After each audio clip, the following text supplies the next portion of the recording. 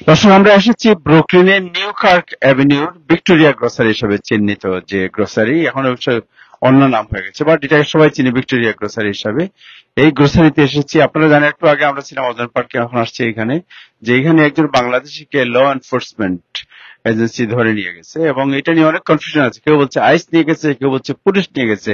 তো এই বিষয়ে সত্য ঘটনা কি এটা জানার জন্য আমরা এখানে ছুটে এসেছি ব্রুকলিনের, আবার বলছি নিউ কার্ক অ্যাভিনিউ কর্নারে ভিক্টোরিয়া গ্রোসারি, যা এখন নেম চেঞ্জ হয়ে গিয়েছে ইউএস বাংলা গ্রোসারিতে আমরা আসছি। আমরা এই বিষয়টি জানার জন্য আমরা এখন কথা বলবো ইউএস বাংলা গ্রোসারির যিনি স্বত্বাধিকারী মালিক, ওনার সাথে এক্স্যাক্টলি কি হয়েছে, জনাব মোহাম্মদ শাহ আলম, ওনার সাথে কথা বলবো যে এক্স্যাক্টলি কি হয়েছে জানার জন্য। জি স্যার, আপনাকে শুভেচ্ছা আমাদের পক্ষ থেকে। বাট এমনি জানতে চাই যে আপনি জানেন যে এখানে অনেকে অনেক ধরনের কথা বলছে। কেউ বলছে যে আইস ধরে নিয়ে গেছে, কেউ বলছে পুলিশ ধরে নিয়ে গেছে, কেউ বলছে অন্য কেউ ধরে নিয়ে গেছে। সো বিভিন্ন ধরনের কথা শোনা যাচ্ছে এবং আমরা ফোন পাচ্ছিলাম বারবার, যার কারণে আমরা আসছি। সো এক্স্যাক্টলি কি হয়েছে বলবেন?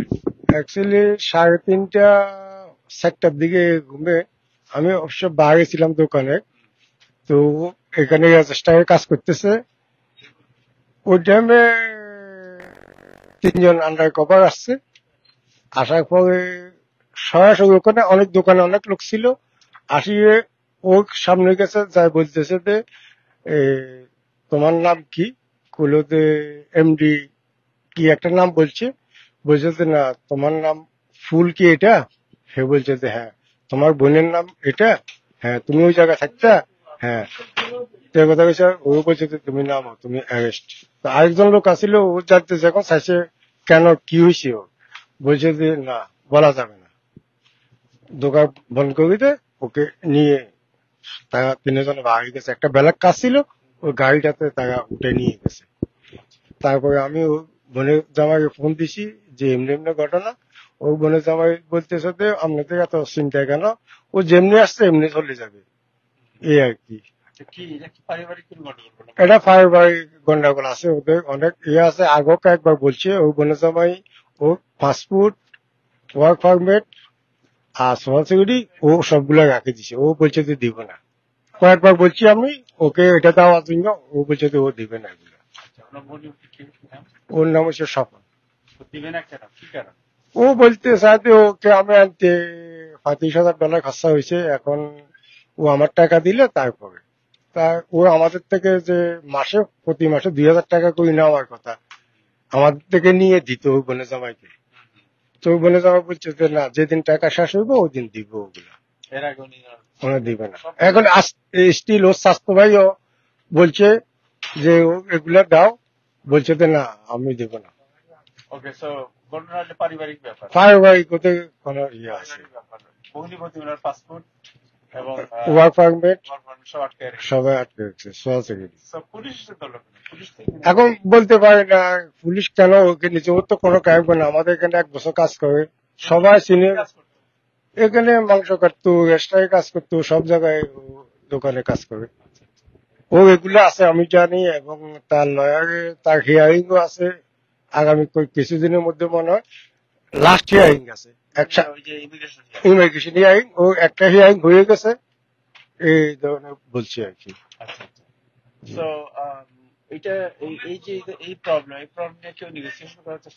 আমি বহুবার চেষ্টা করছি।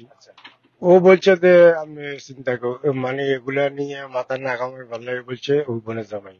একাধিকবার বলছি যে, বলছে যে টাকা আপনারা 2,000 করে দেন, এটা আমার বিষয় না, যেদিন টাকা শেষ হবে ওই দিনে দিবেন, সরাসরি বলছে আমাকে।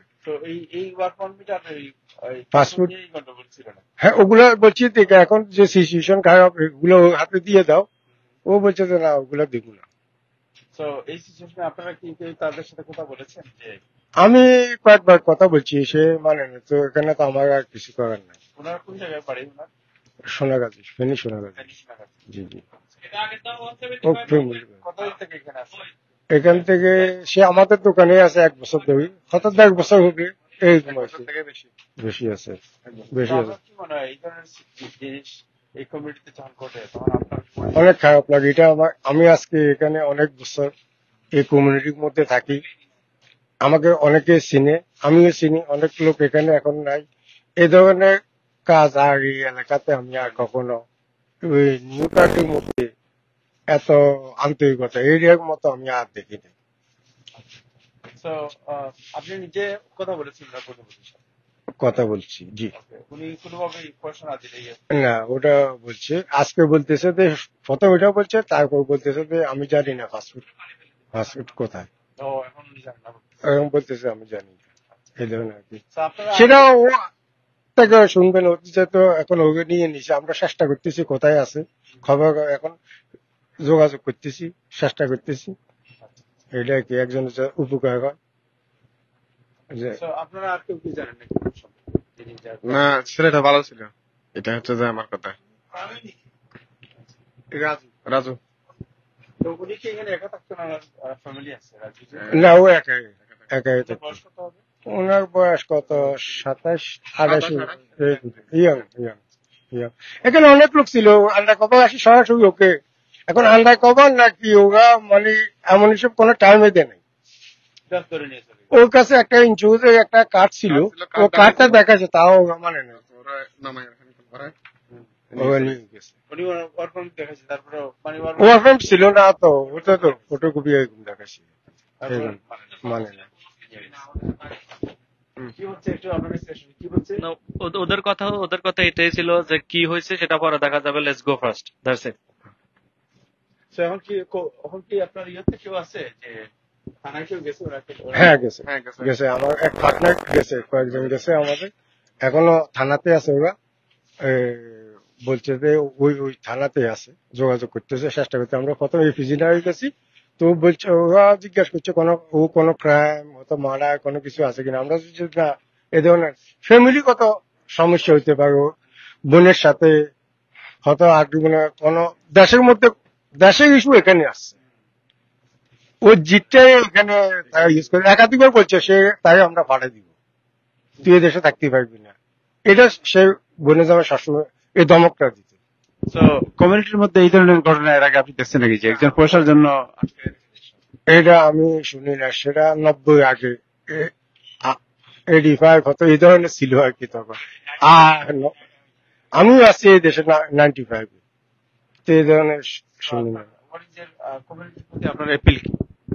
আমার আপিল হলো, এই ধরনের জায়গায় এসব কাজ করে তাদেরকে কমিউনিটির মাধ্যমে পানিশমেন্ট করা উচিত।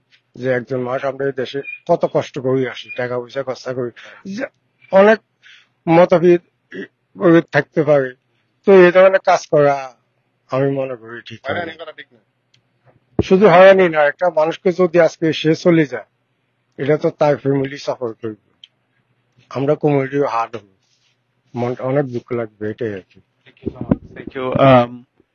আপনি কিছু বলবেন আর এই বিষয়ে? এ বিষয়ে কি বললাম, যেটা খুবই মর্মান্তিক, মানে 90 থেকে আজ পর্যন্ত এই নিউ ইয়র্কে এই ধরনের ঘটনা আমার চোখে পড়ে না। মানুষের অনেক সমস্যা থাকে, পারিবারিক সমস্যা পারিবারিকভাবে সমাধান করা উচিত, যার কারণ এই সমস্যা ইমিগ্রেশন পর্যন্ত আপনি পুলিশে কল করবেন, এটা সবচেয়ে বড় নিন্দনীয় ব্যাপার। যার কারণ একটা ছেলে, এই ছেলেটা দীর্ঘদিন ধরে এখানে কাজ করার পর থেকে, যার কারণ খুব ভালো ছেলে, কারোর সাথে কোনো ডিস্টার্ব করতো না, এবং ওর ফ্যামিলি যেটা করছে, ওদেরকে অনেকে আজকে কল করে বলছে ওর কাগজপত্রগুলা দিয়ে দেওয়ার জন্য। এই কাগজপত্রগুলা পুলিশ পেশেন্টে ওরা নিয়ে দেখাবে, ও কালকা ওরা একটা কোর্টে উঠাবে। এখন দেখি কোর্টে কি জাজমেন্ট কি দেয়, তারপরের পদক্ষেপ তারপর নেওয়া হবে আর কি। তারপরেও বলতে চাই, আপনারা যারা ইলিগাল আছেন একটু সাবধানে থাকবেন, নিজের সেফটি মোস্ট ইম্পর্টেন্ট। এত টাকা খরচ করিয়ে আইছেন, you have to save your life first. Thank you so much. So দর্শক